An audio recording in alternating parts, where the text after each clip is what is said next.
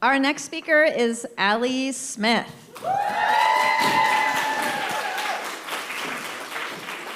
Before coming to Scripps, Allie was working as a marine science educator on Catalina Island. She is a dive master. She's a scientific diver. It's a certification she got here at Scripps during her time here. And she's a talented artist as well. She works with a lot of different mediums to create inspiring ocean art. But she's also drawn to terrestrial ecosystems, and that's part of why she decided to work on this capstone project, which sort of marries her love for the ocean with her love of terrestrial ecosystems as well. So please join me in welcoming Allie Smith.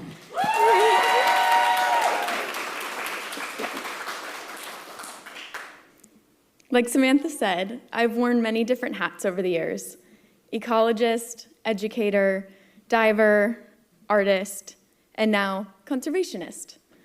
I'm at the intersection of different disciplines, ideas, and perspectives. I live in the in-between. Estuaries are the in-between. Liminal spaces that are not quite ocean, not quite land. That's part of what makes them so dynamic, so rich in life, and yet so often overlooked. Because they don't fit neatly into one category, they're often left out of conservation conversations. But estuaries matter a lot. A 2023 capstone study put dollar amounts on these ecosystems. Just 8 estuary sites sampled in San Diego generate nearly $1 million annually by supporting juvenile halibut species, a valuable fish off of our coast. And their carbon storage capacity, one of the most powerful natural tools we have for combating climate change, is valued at an additional $1.6 million per year. These ecosystems are directly supporting our economy, our health, and our safety. And yet, they're disappearing faster than almost any other habitat due to filling in and building over them, plus the mounting impacts of climate change. We've destroyed 90% of California's wetlands since the 1780s. We're not just losing habitat, we're losing the critical benefits they provide to wildlife, communities, and future generations. In San Diego County, we have 20 main estuarine sites, each with their own mix of managers, protections, and priorities. This mosaic of managers makes it hard to see the big picture and manage consistently. With so many agencies involved, each viewing the sites through a slightly different lens, management can become fragmented. We don't fully know which sites are most resilient to climate change impacts, like sea level rise, what stressors each site is facing, and overall, what information is missing from the conversation. Some of this data exists, but it's scattered. Other pieces might be missing entirely. We need a clearer understanding of how these places are managed and how they're faring. So I wondered, what if we could bring all that information together?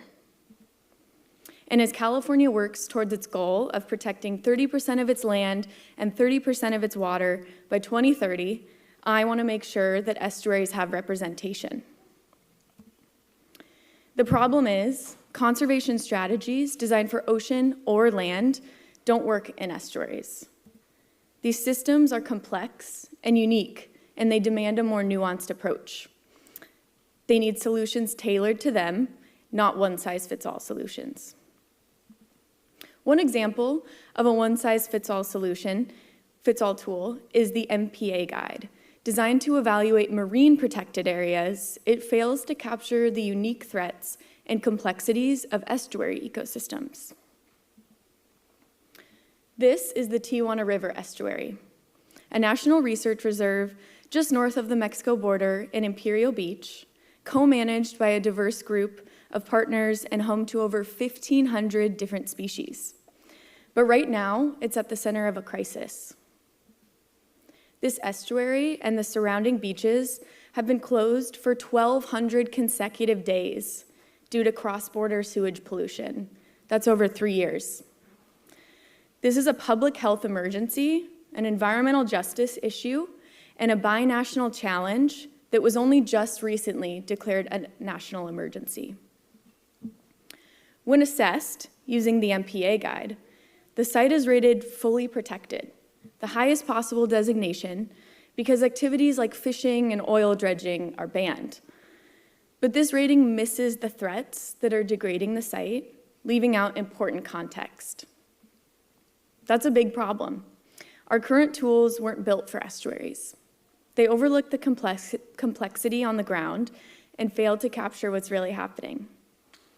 We need tools that see the full picture, designed for the nuance of estuary system. This is where my project comes in.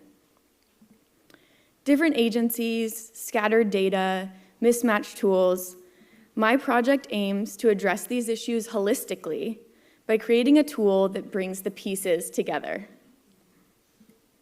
It's a way to see what's happening across San Diego's estuaries in a standardized, accessible way so that information doesn't get lost or overlooked. I started with a survey sent to wetland managers across San Diego, asking specific questions that don't have obvious answers. I asked about climate change readiness, the governance and management at each site, and the key stressors that might be happening off-site. And I received responses from over half of the county's estuary sites, which gave me a very strong foundation. From there, I created a centralized database that pulls together all of my survey answers and research into a single living document that can be updated. Then, to make this information more usable and accessible, I built a website. Let me take you on a tour. The landing page of my website is a story map. I designed this platform for wetland managers, decision makers, and the public, anyone who needs a clearer picture of what's happening in our estuaries. The story map gives an overview of my project, including my goals, my approach, and also the key objectives that guided my study. Next is the interactive dashboard. This is where all the data I gathered comes to life. Click on the map to explore each site and view location-specific details. Over on the right, you'll see a set of charts that show trends across the region. You can click on any slice to see which sites it represents, and if you're curious about where the data came from, you can click on the info button where I included the exact question asked in my survey. And finally, because I hope this project can be scaled across the state of California, I've added a second story map at the end. It walks through my research methods so that others can build on this work and adapt it to their own regions. Through my analysis, I found a few key trends that I'll walk you through, all available to analyze on my dashboard. Here are 3 that I found most striking. Number 1, under a 1.5 meter sea level rise scenario, only 2 sites out of 12 have room to fully migrate. That means these sites have undeveloped land nearby, giving habitats the space to shift inland as waters rise. But others don't. Without that space, they risk being squeezed out between rising tides and developed shorelines. Planning for sea level rise now is critical to reduce future impacts and ensure these habitats aren't lost to the built environment. Second, despite growing recognition across California that tribal leadership is essential to conservation, you can see there's still very little tribal involvement in management. Tribes are the original stewards of these lands, and they deserve more than just a seat at the table. They deserve a leadership role in these conversations. This gap raises important questions and presents a real opportunity to build stronger, more inclusive partnerships rooted in Indigenous knowledge. Estuary sites are clearly facing a wide range of challenges, from losing tidal connectivity to invasive species to upstream runoff, you name it. These challenges look different at every site. That's why local context matters and why my project took a site-specific approach.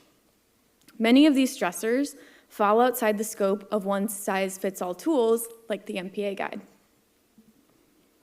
The data from my project will help stakeholders like wetland managers and decision makers like the Ocean Protection Council prioritize restoration and monitoring efforts so that the 30 by 30 initiative protects the ecosystems that need it most. That's why I built my project, to bring the pieces together, highlight what's working, and identify where we can do better. By bringing together insights from communities, science, and policy, this project lays the groundwork for a more coordinated and adaptive approach to wetland conservation in San Diego, supporting California's broader efforts to build resilient, biodiverse ecosystems. While this project isn't the final answer, it offers a blueprint, a step towards a more connected, resilient future. Living in the in-between has shaped who I am and how I approach conservation. It's where some of the most important work happens. My time at Scripps has shown me that everything is much more layered and complex than it seems. This project is my way of helping connect what's often separated and honoring the complexity of ecosystems. It's about filling in the gaps and making sure estuaries get the attention that they deserve. Because if we don't act now, we risk losing one of the most vulnerable and valuable ecosystems on the planet. What we do today will shape the future of our coasts. I'd like to thank my amazing capstone committee and the local conservation leaders who have supported me along the way. This project builds on the work that they've been doing for years, and I'm really grateful to have learned from them. I also want to acknowledge the important work that's already underway. There's a big opportunity to coordinate how we monitor estuaries, especially for things like water quality, vegetation, and fish species. The Southern California Wetlands Recovery Program is developing an estuary monitoring program to help standardize data collection statewide, and my project supports that momentum by organizing site-level data in a way that can plug into these larger efforts. And finally, a big thank you to my family, friends, and cohort. This community has meant so much to me. And finally, you can explore my website using this QR code with the caveat that it looks a little bit better on a desktop. Thank you.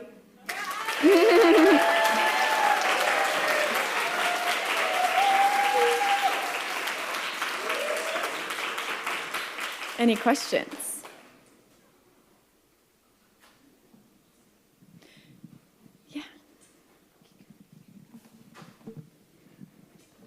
Thank you so much for this presentation. I learned so much about estuarine systems through this. I'd like to know, what can we do as people, as citizens, to support the protection of these systems? Yeah, that's a great question. I think a lot of it comes down to funding and prioritization. A group that I worked with on my capstone committee, the Bay and Estuary Science Towards 30 by 30 group, they were really integral in my survey distribution and all of this work they've been working on for the past years by giving public comment to agencies across California that are working on these conservation efforts. But ultimately, yeah, prioritizing things like protecting sites from development, prioritizing long-term monitoring, which is super essential if we want to understand what's happening over time, and money.